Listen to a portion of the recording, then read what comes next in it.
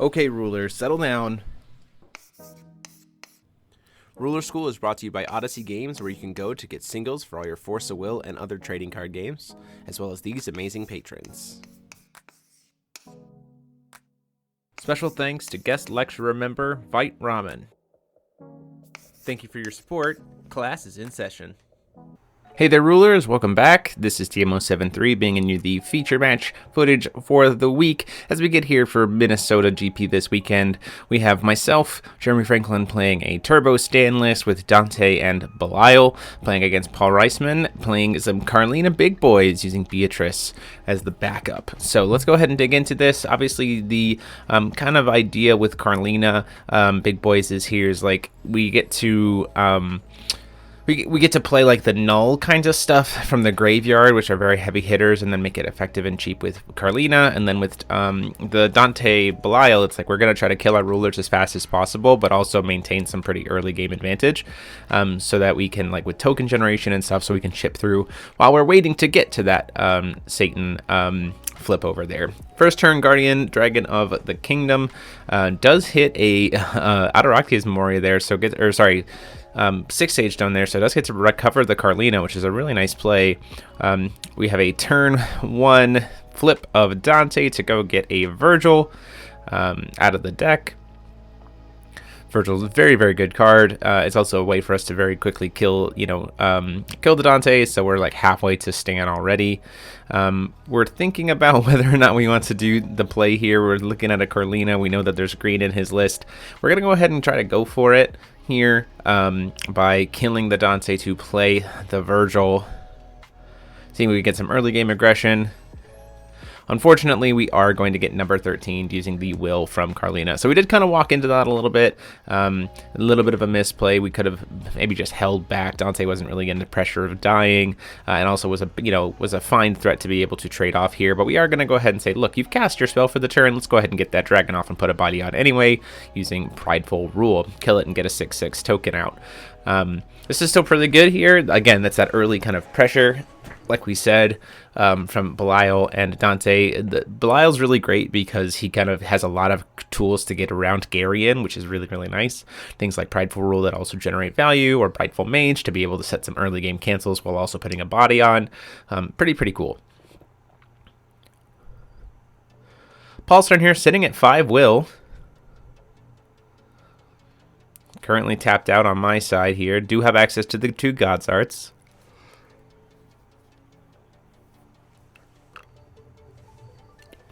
Paul deciding if he wants to go pressure, if he wants to go pass. Since he didn't hit a 6 Sage Stone this turn, he doesn't have any floating will here, so he has maximum of 5 that he has to consider. We're going to go ahead and pay 4, and down comes a Castle of Carlina. This is going to get him a Garion from the deck to hand, give all of his things that are cost 4 or more barrier, which is a really, really good thing here, because now, even though we do have the Prideful Rule, we can't target the Garion with it. Overall, just a very good card. Calling Stone with Dante because he's dead, so he doesn't really matter anymore. Knowing that there's a Gary in hand, we want to watch out for anything that costs 1 to be able to cast, because we don't want to just give Paul a free cancel there.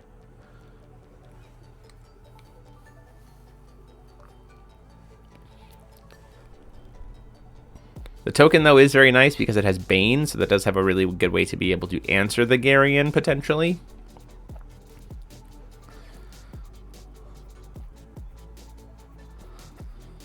Ultimately deciding, I think, to just pass the turn and let the token kind of threaten. Nope, we're going to go ahead and swing in and say, you know what, let's go ahead and get some 6 damage in here while we have the chance. We have the ability to God's Art to protect ourselves from the Gary, and then your Gary gets punished by the token anyway. So we can mitigate the Gary in attack and kind of make it feel not as great, which is one of the great things about this list. These tokens having Bane can just put in a lot of work.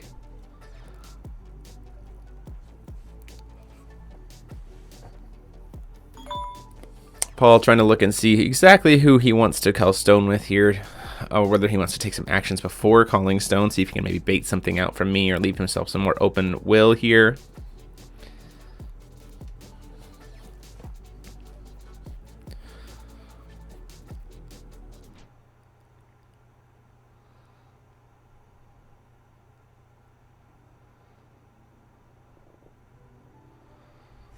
A lot of decisions that come with Carlina, having all that will in the early game does, but being limited to only 1 card per turn does create this weird limitation of, it's like, exactly what do I want to use for my 1 card for the turn? Do I want to apply pressure? Do I want to have more will for a heavier playing of my opponent's turn? What kind of backups do I have in terms of discard effects after I've cast my 1 card for the turn? There's a lot of decision trees that go into Carlina. It is a very complicated ruler to play. You might not think it, but that limitation is pretty big. It creates opportunities. It creates avenues for your opponent to be able to play through. Casting 3, we're going to cast a Battle Comes to an End, and then gets to rip through the rest of the deck and see if he's going to grab a card. In response, we're going to go ahead and cast a Prideful Mage. The idea here being that we want to try to force him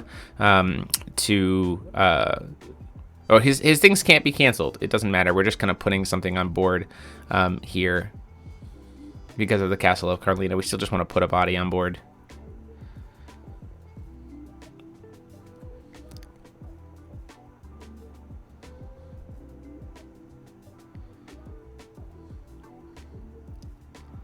Trying to take advantage of kind of what he's doing here.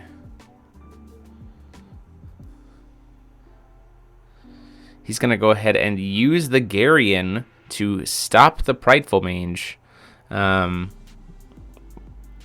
look, I'm going to be tapping out here. I don't want you to have this pressure to be able to push down on me. Which makes total sense here, right? Because now I'm swinging for 10 damage, right? And he'll be completely tapped out. So like he'll be ripping my hand open, but it'll be leaving himself pretty vulnerable. Still, before the battle comes to an end resolves, after the Garion gets to cancel us, we're going to go ahead and flash in that Witch of the Fallen Kingdom. This is another kind of thing. We say, hey, I don't want you to be searching your deck. Now that we've got that Garion out of the way, I'm going to get this body on board, which is a little bit more impactful and still is that aggression. So we're going to be swinging at you for 10 damage next turn, and we're pretty good. And now we're going to try to let that battle comes to an end resolve. I believe that Paul is going to call Virgil here, particularly because he doesn't want me to just next turn like flip Belial, generate tokens, immediately make up Virgil and swing in for aggression, with him leaving him kind of himself pretty a little bit open here. Does call the Virgil in hand. You see I have double Prideful Rule, the number 13, and a Garion of my own. I'm going to go ahead and let him hit the rest of the deck here. There is the one Virgil engraved that gets RFG'd, and he will hit the rest here, which is a pretty solid call. It is the easiest way for this deck to get to stand quickly. So just kind of removing it means that like I have to find other ways to kill my own rulers, and if he never tries to kill my Belial, then I just don't have access to stand. Sees through the rest of the deck, looks at kind of what it's going to be doing. It certainly is going to be a very much a grindy matchup at this point, losing the Virgils. But we're going to see a Call Stone, and does hit that 6 Sages Stone. So now Carlina gets to be used on my turn as well. So despite kind of a tap out, he gets lucky there with the 6 Stage Stone and gets to kind of progress and keep himself a little bit more protected during my turn, which I think he's pretty comfortable with. Does know he's walking into potential Garion, does know he's walking into potential Magic Stone of the 6th stage. We're going to swing in and we say, you know what, let's go ahead. Let's take 10. Let's go in. 24. Start the grind game back up. We still have both of our God's Arts. We can leave Will open for during his turn. We can go from there. Did top deck into another Black Witch, which feels pretty dang good.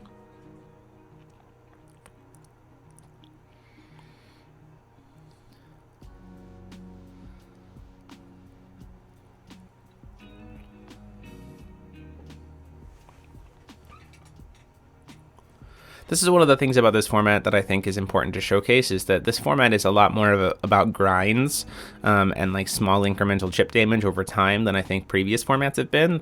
This past format was very much a 40-0 kind of format, but with things like Belial, with things like Dante, with things like Virgil, with things like Carlina, it really is about like what can I do to kind of slowly get my value off of it here. Do call Stone. We're going to go ahead and cast the Garion. In response to the cast of Garion, we're going to put down another Black Witch because I want to be able to cast cards. And we say that's fine. You can have that Garion here. It leaves him up with 2 black-green will. We can't cancel it because of this, the fact of the Castle of Carlina prevents it from being canceled. And he did God's Art there to even further protect it, to be able to refill his hand, which makes a lot of sense. This deck for Paul, using Beatrice as its side, not only to be able to replay kind of the heavier Cthulhu boys, but also the fact that her flip is a Bane flyer, which is pretty huge, and can bounce 2 things. So you have this kind of like backup spot removal in a deck that only lets you cast 1 card per turn, which feels pretty dang good. We're going to attempt to swing in 4. This feels pretty safe because if he blocks with the Garion, he just opens himself up to the token. So then we'll swing another 4 with the other, same kind of thing, which is just like free incremental chip damage here. We're going to go ahead and say, you know what, we really want that damage to resolve. Feeling pretty comfortable here. Let's go ahead and say, hey, we're worried about maybe a cancel, but then we realize we feel pretty comfortable about being able to win the cancel war because we can't win the cancel war. So it's a little bit of a risk, but we do have 2 in hand. So we're going to go ahead and say, you know what, let's do Prideful Rule. Prideful Rule here, we're going to get rid of the Gary because it forces a remove from the game. Gets rid of my 2 witches, which is a little bit unfortunate, but we do get to swing in with that token and take him down to 10.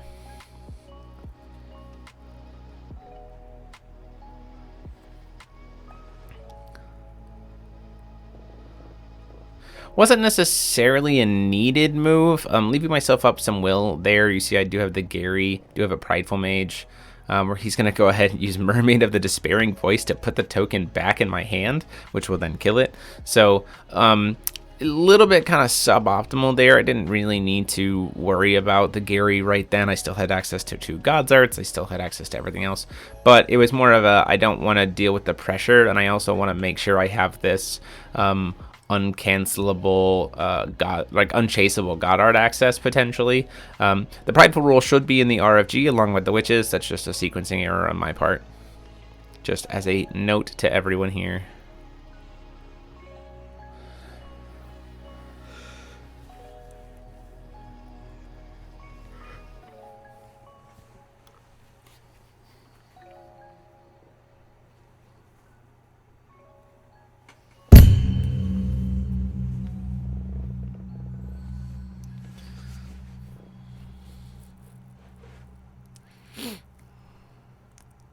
Paul kind of looking through his options here, seeing if he wants to get defensive or aggressive. We see a Brad, the Masked Mage, come down. It's pretty good to stop those, to be able to stop me from being able to. This kind of gives him a cancel per turn, which is pretty nice, without having to worry about using his 1 card per turn. Doesn't really have anything with Seal in the graveyard to be able to grab at this point. Oh, no, I do think he grabs the 6 Sages, number 13. And out comes Carlina. At the end of the turn, we're going to go ahead and say, you know what, let's put on a body. Let's play in that Prideful Mage just to get that body on field because it's all about the grinds right now.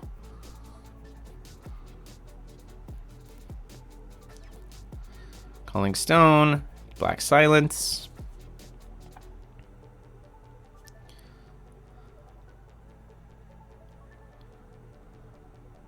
Biggest problem right now is that Brad. We do have the Garion on field, which we eventually might be able to cast, but we got to get rid of that Brad first. So we're going to do a Judgment of Belial here. Gets us into 2 more tokens. The great thing about this is we do have the Dante's God's Art available still, so we have the option to be able to protect ourselves, even though Belial is flipped. And then we're going to go ahead and pass turn. We say, you know what, you've got that Brad, but I just won't cast any spells this turn and call it a day.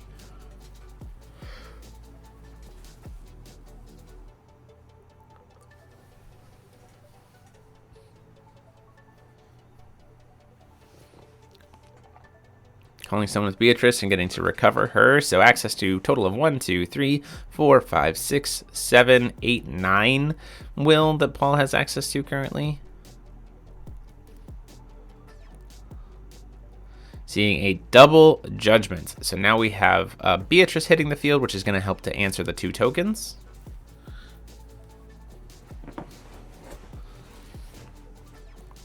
Just immediately answer those right off the bat.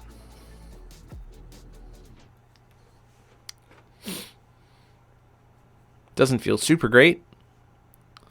Looks like he also had a Black Tears in hand, but ultimately going to go ahead and kill the Beatrice right away. Again, this kind of value trade. Now, if we've we flipped, we removed 2 things. Now we get to play Virgil as well for our 1 card for the turn.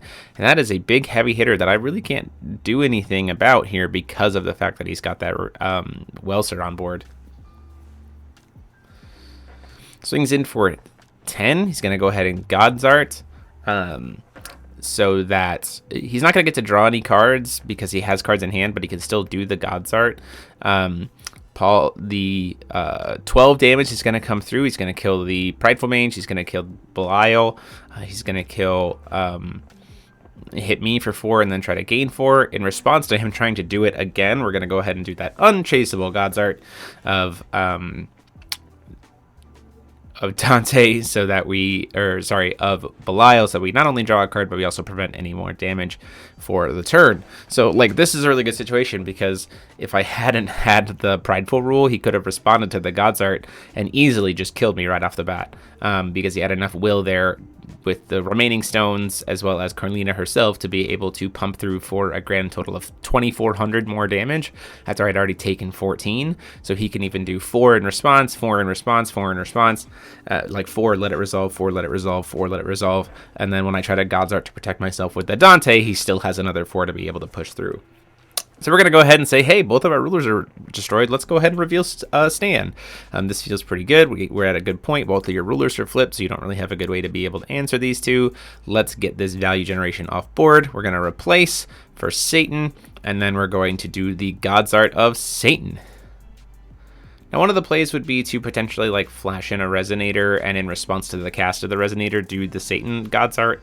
Unfortunately, we don't have any in hand, I think, at this point, so we're just going to lose everything here for both players, and then everything gets RFG'd. So we kill the Carlina, everything goes to the grave, everything gets discarded, and we just have to get rid of everything. So we're saying, we're putting Paul on a 1-turn clock. We're saying, look, I've got a 40-40 token, you've got nothing here, let's see how it goes.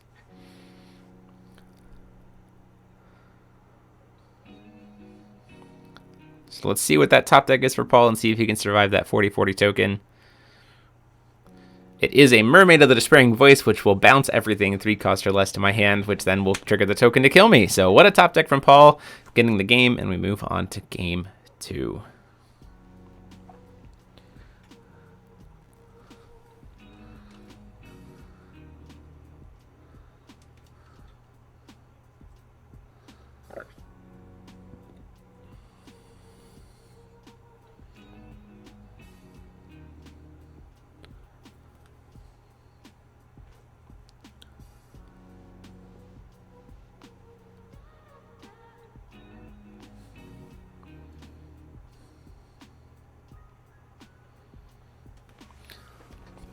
So once again, we're going second here. This is so that we have access to being able to do that turn 1 judgment off of Dante, as well as having access to something like Prideful Rule.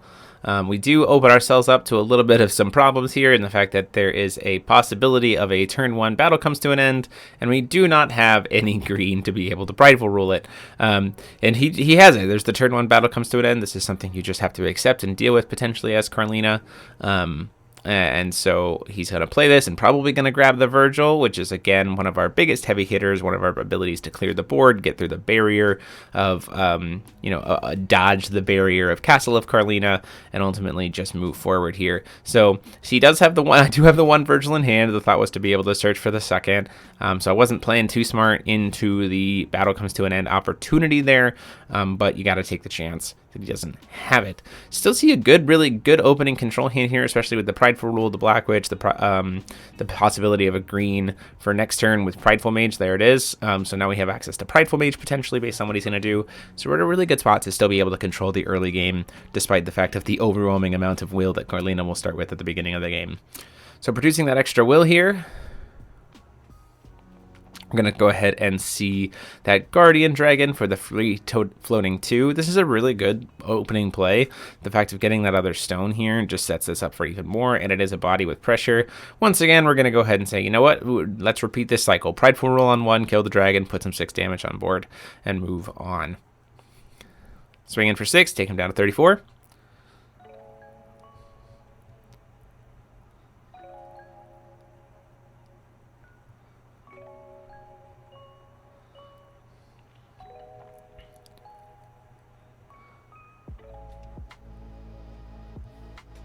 while deciding who he wants to do judgment with here. Has to have access to a total of 6.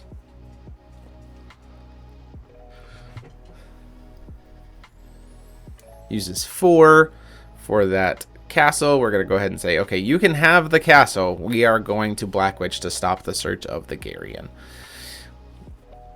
We don't want you to be dealing with that.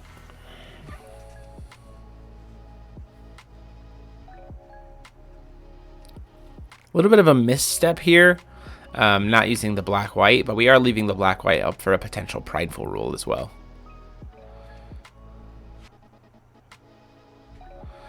Clarifying that I was casting the Black Witch in response to the enter effect of the castle. I don't know why Paul drew a card there. Interesting. Swinging in for 6, take him down to 28.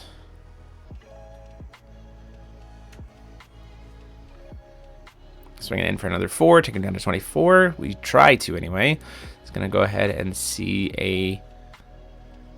Thought about a response, maybe a response. Do I want to take the damage here? What will do I want to use? Mermaid of Despairing Voice to bounce the Black Witch back to hand feels a little bit strange. Does prevent him from taking the 4 damage, though. That Mermaid proved pretty useful last time to be able to put stuff back, especially if I get a wide token board. Especially since you just gave me a quick cast Resonator, so I can kind of just wait and maybe recast it. Maybe the thought is that I got into a Garion, or I need to play a second castle.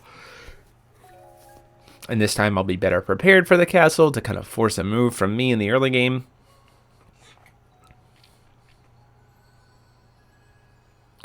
Using Carlina to call stone, a little bit risky here. I don't know why we didn't use Beatrice to call stone. Down comes a Megara. Megara being cast here. Megara the Jealous Fury. Being able to set up for a potential cast of a card during a later turn, potentially. I don't hate this. I think it's actually kind of pretty cool. During the end of his turn, we're going to go ahead and say Big Show with Priscia. Look at the top 2, kind of sculpt our hand a little bit. Priscia is kind of integral to this idea of the turbo stand, which we'll come to see as we potentially try to get into it. But it's a matter of, can we find ways to kill our own rulers? We don't have a way to kill even the Dante at this point, so we're a little bit behind there. Still doing a second Big Show to get that second one resolved, trying to see exactly. We want to keep both of those cards, but one of them we want to draw before the other. At the beginning of my turn, while he still has options, we're going to go ahead and cast a Megara. We're going to respond to that with a prideful rule to kill the Megara because we can target it, which will then get us to get another token.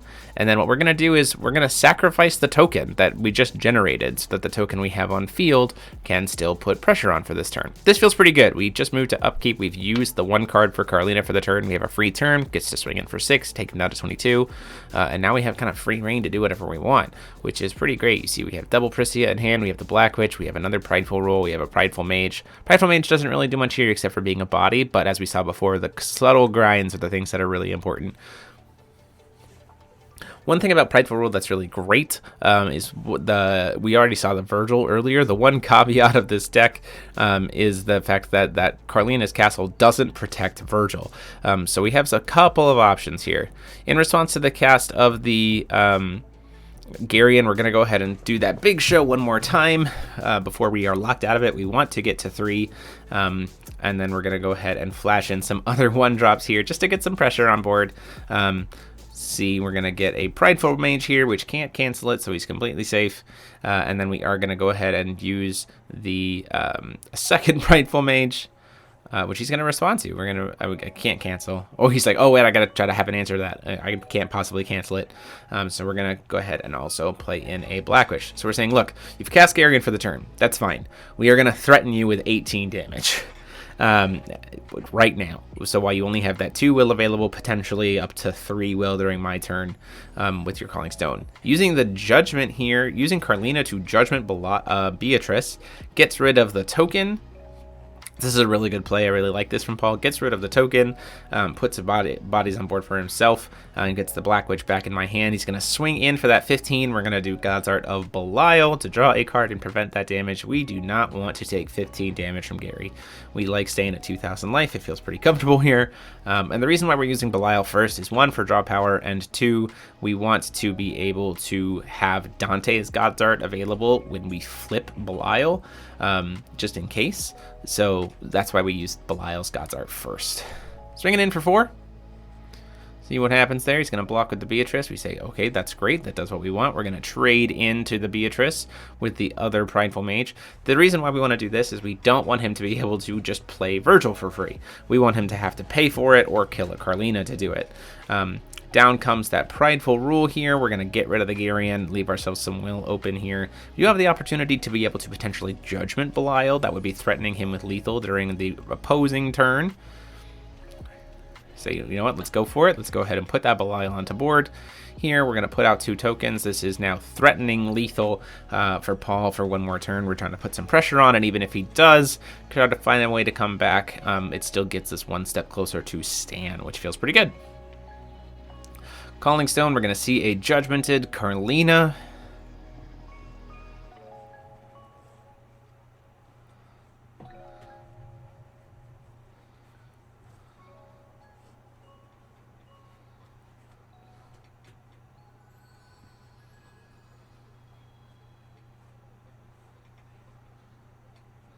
And then we do, in fact, see that Carlina kill for a Virgil. So Virgil coming in here. I believe he's already used the Carlina God's Art, so we'll have to do the Null God's Art, which feels a little bit awkward. He doesn't get as much value off of it, but he does get to kind of pump up the Virgil here, which is nice. It's a little bit of a trade-off. You clear the board as a trade-off for not being able to draw cards later.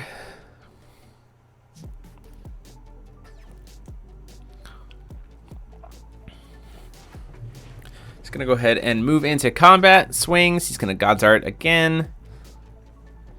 Pays 1 to try to hit the board. We say that's fine. He'll gain 16 because he hits me. I go down to 16 at this point. Tries to do it again. Once more, we're going to go ahead and do the Dante God's Art. Same kind of thing. We want to make it so he doesn't get any extra value here. And we've now kind of kept that board clear and made him use some more of his will.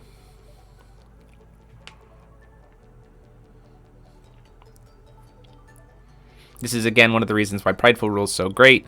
Because if we didn't have Prideful Rule, we would just be dead here.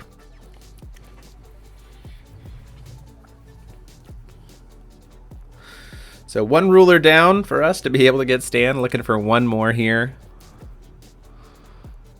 Belial probably going to get Stone Called so that we can flip Dante potentially. We won't get the flyer out of it, we won't get the Virgil out of it, but he is an 8/8 flyer, which feels pretty good. And now we've used both God's Arts, so we do have a way to be able to block the Virgil, or at least force him to spend a little bit more will.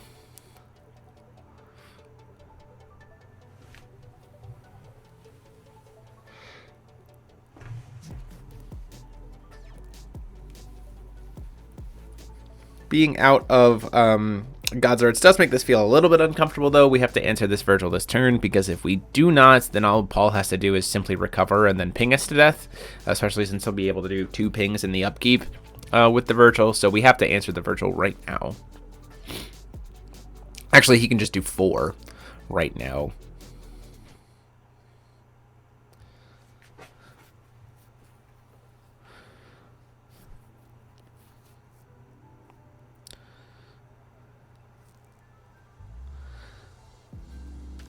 Playing a Prisia, playing the actual Resonator of Prisia.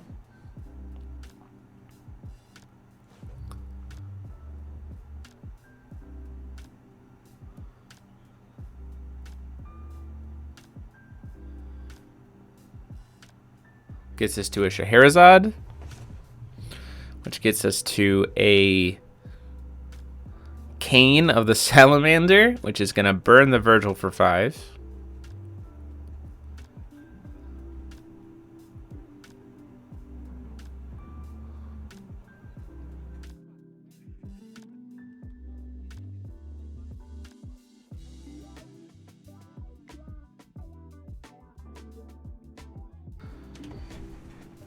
Paul checking out exactly what he wants to do here. Paul is actually at a position, provided he doesn't misplay, where he could potentially just kill me, having the 4-wheel and I'm only at 16, not having any access to God's Arts. This is one of the biggest things about Virgil that people don't think of, is like there used to be a time in Forcible's history where this idea of like burn out of nowhere or like chip damage out of nowhere from something like Virgil or Vlad like can just win games, and so it's something we just haven't seen a lot before. We're gonna go ahead and Judgment the Dante so that we threaten that, and then we're gonna try to use Dante himself to give Scheherazade swiftness.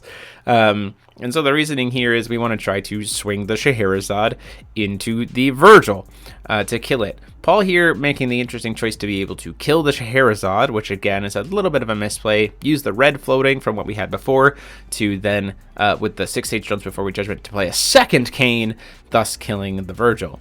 So a little bit of a missed sequencing there from Paul, being able to potentially just kill me right out the gate, thanks to Carlina's will additionally as well. But ultimately, we're still in it. We're still in this game. And that's one of the things about this format right now is like there's so many decision trees and there's so many kind of things to remember that it is very easy to miss a line. So practice is very important, which is one of the reasons why we do it here on Ruler School, to help you learn from our mistakes.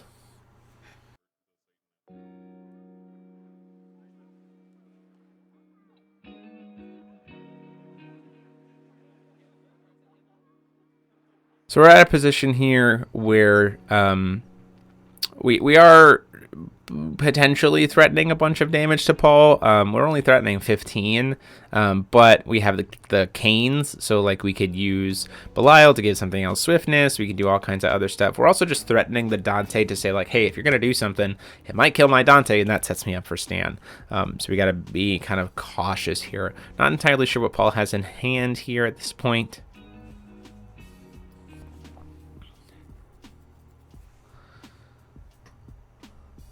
Five cards? No, it does have 4 cards.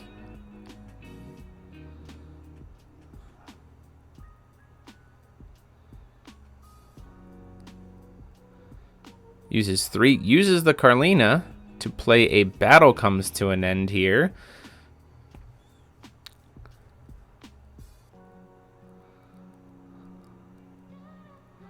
In response, we're gonna go ahead and say gonna play a Scheherazade, or sorry, no, play another Prisia. We're saying, look, you're playing your 1 Sibel for the turn. Let's go ahead and set up pressure. Then, if you feel the need to do this right now, it feels like maybe you don't have much in your hand, so you're trying to be protective. So before you get a chance to rip all the Prisias out of my hand, let's go get a Black Witch. We don't have access to any witches from the sideboard. We weren't playing with a sideboard for the sake of the recording, but obviously this would be a time where we'd get second Black Witch into maybe Green Witch or something else like that. He's gonna go ahead and call number 13, which doesn't do too much because he has Castle of Carlina, just prevents all of his stuff from being canceled, but he does get to go through and kind of rip everything else out there. So all 4 copies of number 13 getting sent to the RFG. Paul Clute coming in there to double check a card for us as we get this recording done. And then Paul actually saying, congrats, you've hit a very wide board, but you've also killed both of my rulers. I'm going to stand you back. He's going to do stand back to me, which does kill my Dante. So there's an interesting point here where you stand first. So even if I do stand, it's not going to, you're not going to lose the game because the stand token will lose all of its abilities and then get killed.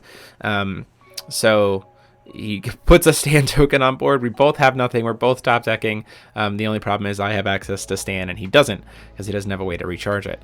So my stand can kill his stand, which is great. Which is going to happen. We're going to go ahead and say, look, we're going to do the exact same thing. We're going to stand back.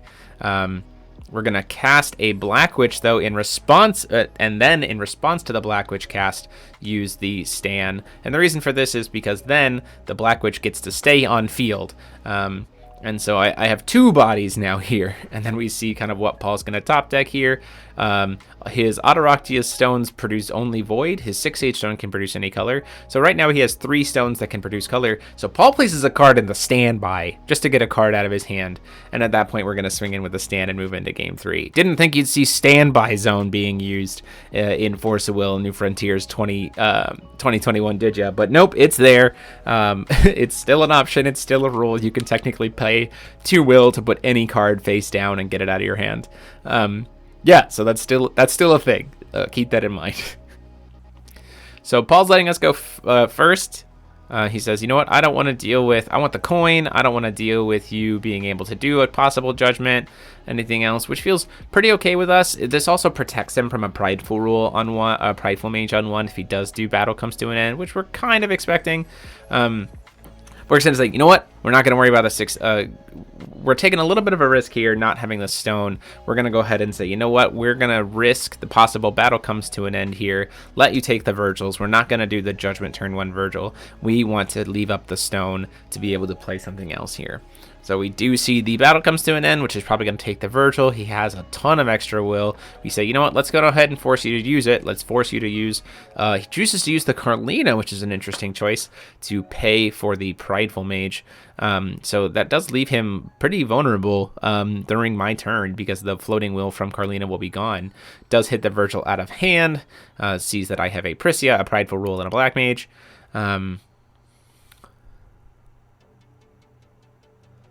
And then he hit the Virgil, gets the 4 Virgils out of there. And then, in very typical fashion, just like I forgot his demo triggers, Paul's going to go ahead and try to cast a Guardian Dragon here.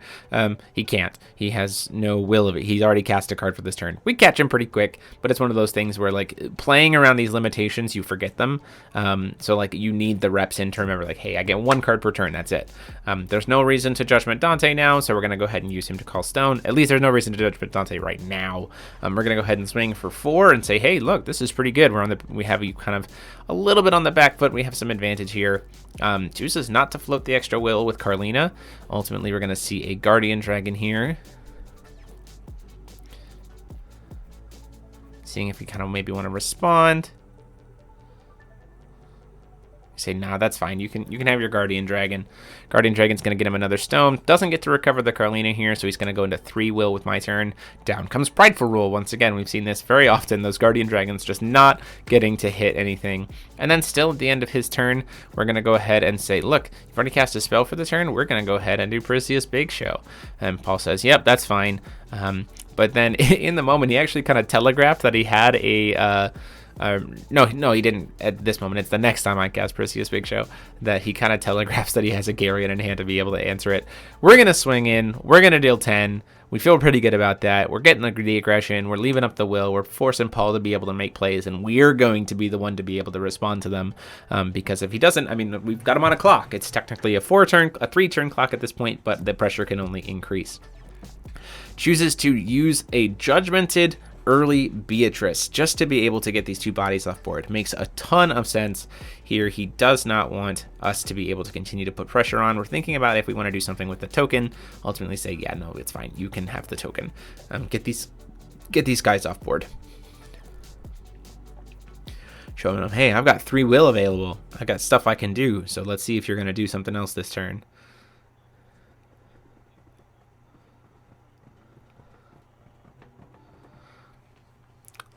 Now, the smarter play probably would have been to, because we know I have that Prideful Rule, the smarter play would have been to probably play the Prideful Rule to make it so that he couldn't cast Virgil for free. But he's just going to go ahead and hard cast a Virgil, which we're like, oh, sure, that's fine. You can tap out.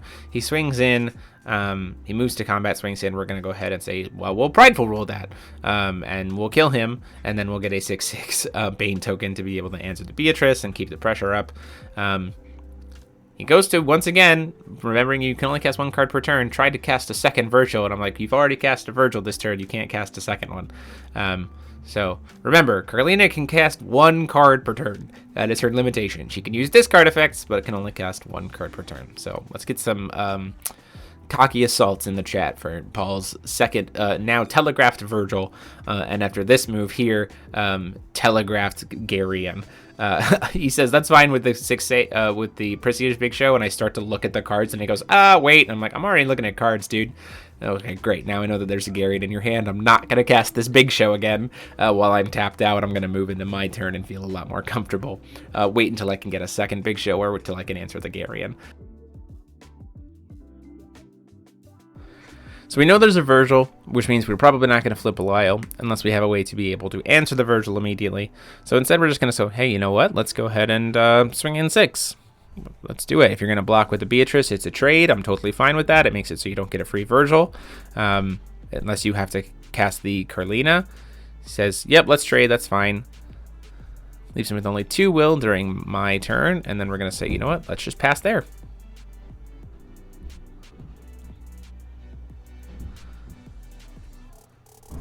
Float some will from the Carlina here.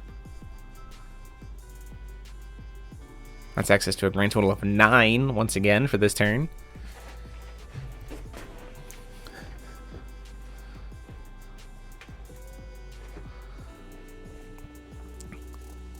Using the 2 floating, and down comes the Garion. We say that's fine.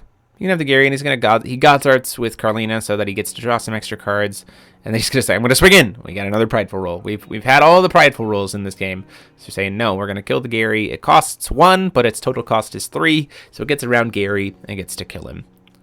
Say, look, if you're going to take my Virgils, I'm going to take your Virgils and Gary's away too. You're not going to keep being able to push me down like you've been doing. Call for another stone. Still have to answer the Virgil in hand. So that's the one threat. We also have a lot of unknowns here.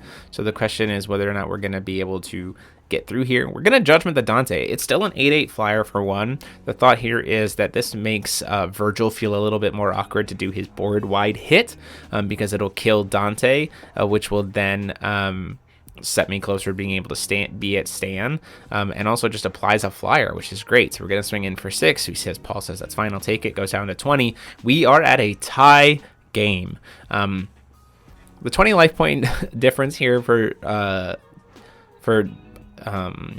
Belial has certainly been something that people have quickly adjusted to as the Belial players. It's complete. You can absolutely play around it. It is be able to push through, but it's not nearly as much of a liability as people first thought. Especially when you consider like the strength of things like Wall of Wind on a body from Prideful Mage and Prideful Rule, which can kill anything for 1 and then also generates you a token.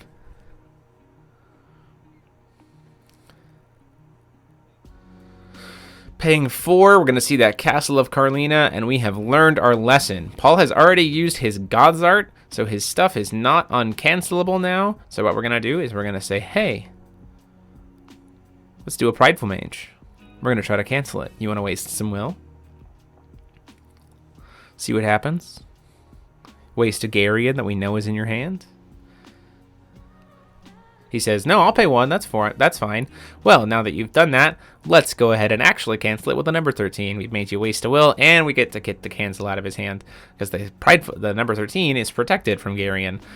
So we were pretty comfortable there. Didn't need to pay 2 for it. I only needed to pay 1. I'm definitely at seal 4. A little bit of a bad sequencing from me, just kind of wasting that extra will.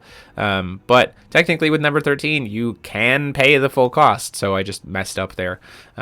Swinging in for another 10, taking him down to 10. Can swing in with Virgil here to hit him down to 3 because he's a 7/8. Sorry, my apologies. He's not an 8/8. Say, you know what? Let's do it. Let's go ahead and let's swing at you for 7. Let's take you down. I feel like I'm pretty comfortable here. You've got 1 card per turn. We know that there's a Virgil there, but if we can try to find a way to kill you this turn, we feel pretty confident. We haven't even called stone yet. We're going to swing in for 7. Takes him down to 3.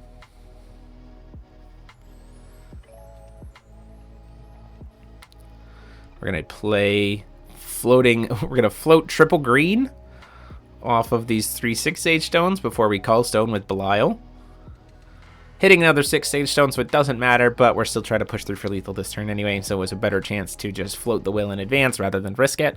Down comes that Pricia's Big Show with one of those 2 floating greens. Top cards really don't matter. We just needed to get to 3.